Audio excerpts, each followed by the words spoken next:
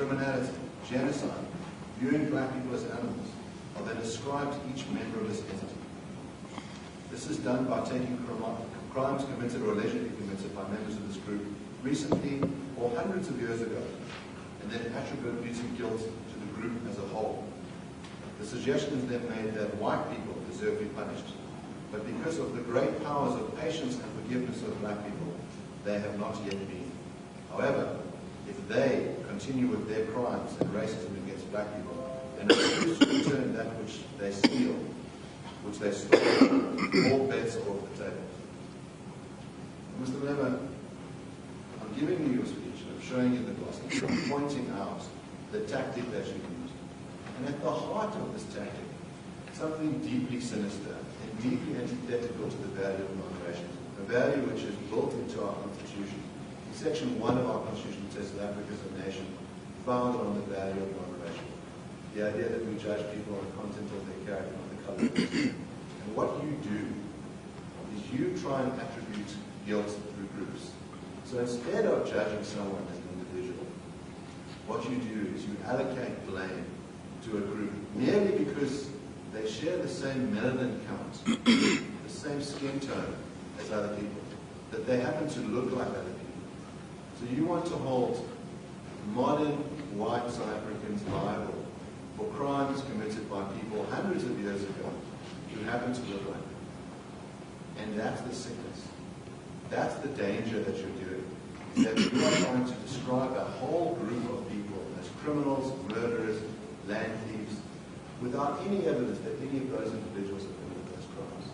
And that is antithetical to building a nation founded on the values of reconciliation and it's divisive and it's racist. You gave me a long speech. I don't know what is the question, my lord. He's addressing a political rally of some sort. Mr. Malema, what's your question? I'll ask you a very simple question. Is it the case that you hold white people as a group liable for the sins of their fathers? Yes. Yes, correct. Now, I'm putting it to you that that is racist. That if individual black people were held accountable for the sins of other people who happen to share their land accounts, there are black people that you will accept have committed the crimes of murder, rape, theft. It would be improper to make a claim that all black people are murderers, thieves, and rapists. That would be racist and do so. Do you accept that? My brother, when the white people came here and took our land, they didn't come and take our land as an individual. They took it as settlers and then pushed us to a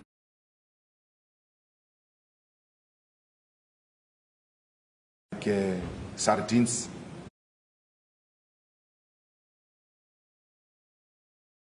In congested environments with no economic opportunities. It is white people who must be ashamed of what they've done to us. You cannot turn tables now and want to blame me for the crimes committed by white people. It is a white regime that killed children in 1976. It is the white regime that killed children in the 80s and in the early 90s.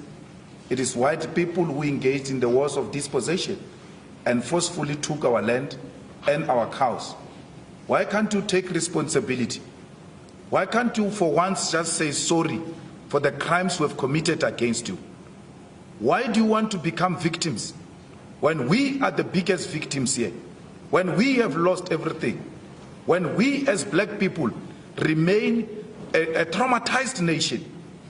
A nation that doesn't know what the future holds for them. At least you are guaranteed the future. At least you know if it doesn't work for you here, you can go somewhere else. We've got nowhere to go. And then you come here and want to accuse me, a victim of racism, of being a racist. It's a huge insult, not only to me, but to black people. Madiba coerced us into reconciling with people who have never been one with. That was a myth. It is unrealistic. You can't reconcile if you've never been together. You never came here with an intention to be with us. You came here with an intention to conquer us. and we remain conquered. You're using this term you, and this is the Tashin reality. You want to say that you, me, white people, You are the same as people from 1652, from 350 years ago. You are the same. You want to say it's the same. You are the same. You are the same. So let's not go into a debate, please. Let's put the question. Mr. Malema, just listen to the question. The claim is a very simple one. That the way that we deal with things in the justice system is we don't ask someone, are you a member of a particular race? Has that race committed crimes? Yes, that race has committed crimes, therefore you are liable for those crimes. The way that we deal with things in court is we say, did you, as an individual, commit that crime? Are you a murderer? If you are a murderer because of what you did as an individual, we hold you liable. We don't say. My apologies, Your Lordship. He can't structure how the witness should answer the question. If the question is a question of an individual murder in a criminal trial, there's merit to the proposition. But if he's dealing with a systematic issue, then you can't direct him as to how he should answer on an individual basis. He's dealing with a systematic issue, he should be permitted to do so. Well, the question is very simple. It's to point out that a systematic analysis is fundamentally flawed, and it is premised on the idea of holding individuals liable for the crimes committed by their racial group. I'm giving an example where I say that's not how we run things in a just country. We hold individuals liable for their crimes. And the danger of what you do is that you attribute crimes committed by others merely because they have the same skin tone to individuals. And I'm saying this is a simple question. If someone were to say, here is evidence of black people having committed crimes of murder, rape, genocide, and then said, I want to hold this particular black individual liable for those crimes, even though they never did it themselves. Sorry, Mr. Oppenheimer, you list also genocide Yes. by the individual. I'm not sure whether you still refer, because you started off by saying if an individual is identified to have done murder, rape, and then say genocide. Yes. I thought genocide is much broader than simply one single act of murder. Yes, well, my lord, in other words, an individual could be held liable. In other words, an individual could perform the act of genocide by killing thousands, tens of Yes. thousands of people. I'm just worried that the word genocide may lead to a further debate Yes. between you and the witness. Maybe it needs to be, if you can unpack it outside the Yes. others. I'm happy to do so. Very simple. If it is the case that there are some black people who have committed crimes of murder, rape, and theft, that it would be racist to attribute those crimes to a different black individual. Would that be correct? Yes. My Lord, he asked me a question before I got interrupted about the similar issue that individuals commit crime and then should we say black? And I said no. But there is now a problem, my Lord, in our society where the women are being killed in their numbers. And they've come up with a hashtag called men are trash. Me and you sitting here, my Lord, we've never raped any woman, we've never killed any woman. But we appreciate the frustration they find themselves in. And because we are not trash and we are not murderers and we are not rapists, when they say men are trash, we are so unaffected individually because we know we don't subscribe to that. I call whites racist in the presence of my legal team and all those whites I work with. They are unaffected because they know they are not racist. They know I'm not talking to them. So it was a systematic arrangement of white people who came up with a segregation policy to isolate us. It was not an individual, my Lord. It was the colonialists, the settlers who came and took our land collectively, took our minerals collectively. We cannot blame that on an individual. Only a narrow-minded person will say, because a black person individually commit murder, not through a systematic black system that says we must go and kill people, then we must generalize these black people. But the generalization of white people is based on the system that they themselves developed. By the way, you are the ones who came with this thing of classifying people with race. We never woken up in the morning and declared we were black. You declared us black so that you can isolate yourself from us. You've got the blame to take and take responsibility. White people, till to date, and your leaders, many of them refuse to go to the TRC just to take a stand and apologize. Now here's the difficulty that I have. So if you're not a racist, don't be offended. Here's the difficulty I have with your position. You want to make a broad claim, white people are racist, except for, of course, all the white people who aren't racist. White people are land thieves, except for all the people who haven't stolen their land. Is that what you're saying? White people stole our land. Which white people? White people who came and settled here. 350 years ago. Yes. You think white people now are land thieves? Yes. They remain land thieves. They remain land thieves. Yes. The land has not been returned into the hands of the rightful owners. For as long as you are in a possession of a stolen car, you remain a criminal. Let's use that analogy of the car. Now, a simple situation. An individual steals my car. They have a claim against me for the return of that car, and I should be punished for stealing that car. Imagine that it's the father of the individual who stole the car, and I now pursue the son. You might say, well, there's a very close link here. You've got the car in your possession, you should return the car. But your case isn't like that. Your case is to go back 350 years ago and say, someone who looks like your grandfather, great-great-great-great-great-grandfather, stole land from someone who looks like my great-great-great-great-grandfather. And therefore you today must pay it back. But now, I put it to you that that is not an ordinary sense of justice. But who pays reparation? yes. Your Lordship, if we're going to infuse legal argument as a proposition to the client, then I think it's only fair that there be a balance. So my learned friend must take the argument further. If he says, if the father steals the car and gives it to his son, technically speaking, the father is a criminal. But as a matter of fact, the son himself is a criminal in possession of stolen property. So if he's going to make a legal argument, he must take it to its natural conclusion, because it has an implication of what my client is suggesting, that if you remain in possession of stolen land, albeit that you can steal it, you remain a criminal, albeit perhaps in a different form. And that's the proposition he's making. My learned friend appears to be testifying on behalf of witnesses to what his response would be. I'm just pointing out to you, very simply,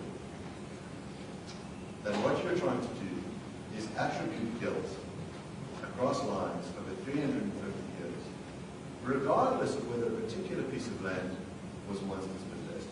Your claim is white people cannot be the rightful owners of land in this country, regardless of whether they bought the land, whether they're Americans who landed here yesterday. If they're white, they are not rightful owners of the land.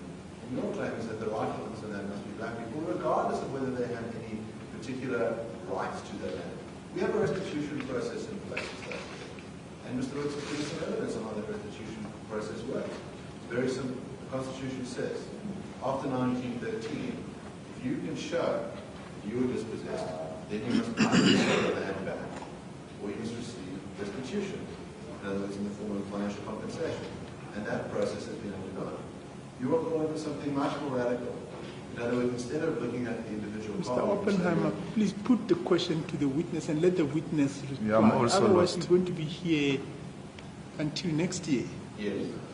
Simple question is, how do you justify holding someone today liable for crimes committed by someone else 350 years ago? There is a saying, Yaore, bana ba tla otlwa ka bokgopo ba batswadi ba bona. I don't know how to say it in English. There will be an interpreter here. You cannot take a stolen car from your father and claim you are not a criminal. It remains a stolen car. Let's give counsel an opportunity, and I'll give it a shot. What he's saying is that the children will be punished for the sins of their parents.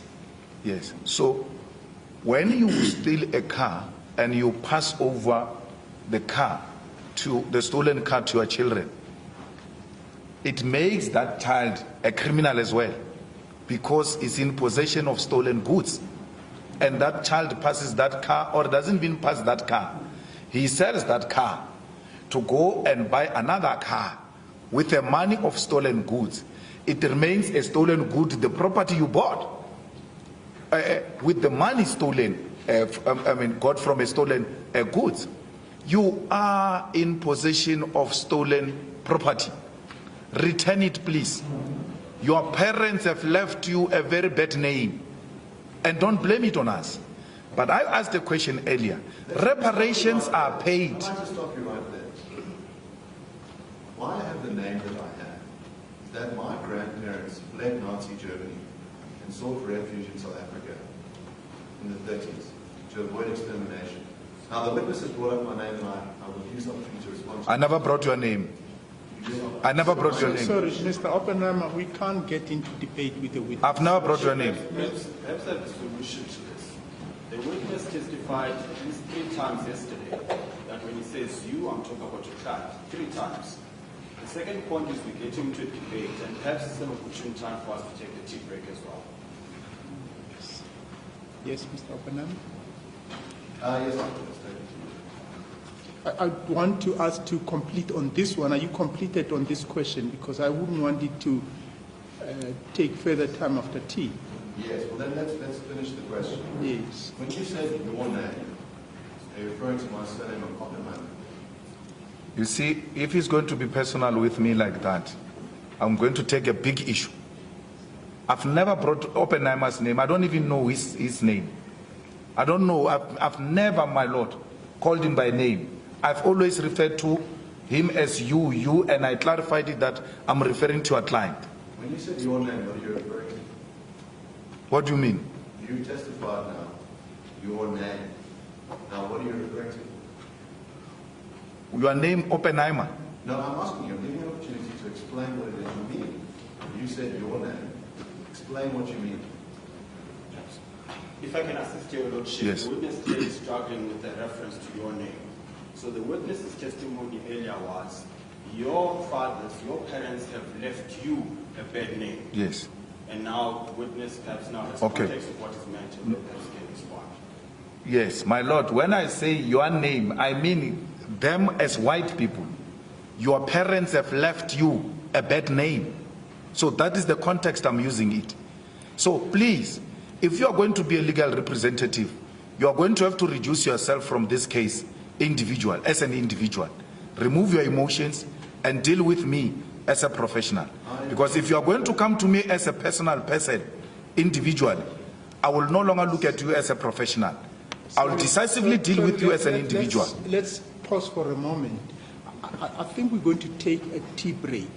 But I think one of the difficulties and the challenge in the questioning Mr. Oppenheimer is this confusion that comes about the systematic issues and the individual issues.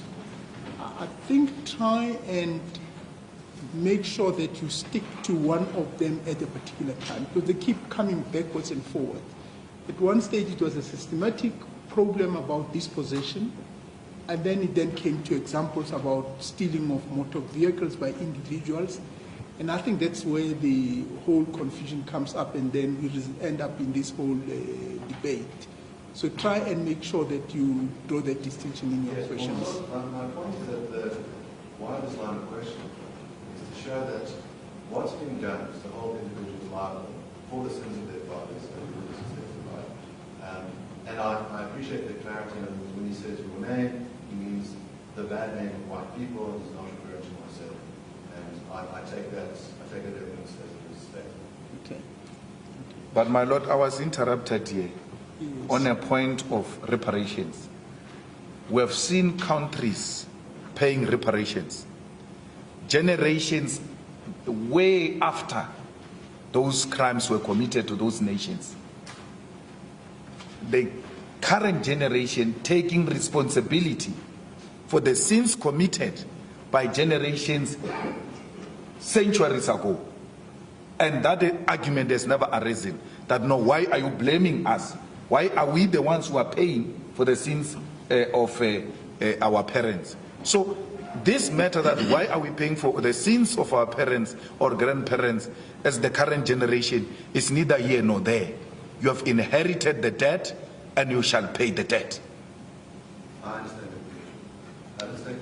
Thank you very much. Thank you. We'll adjourn for tea. Court shall adjourn.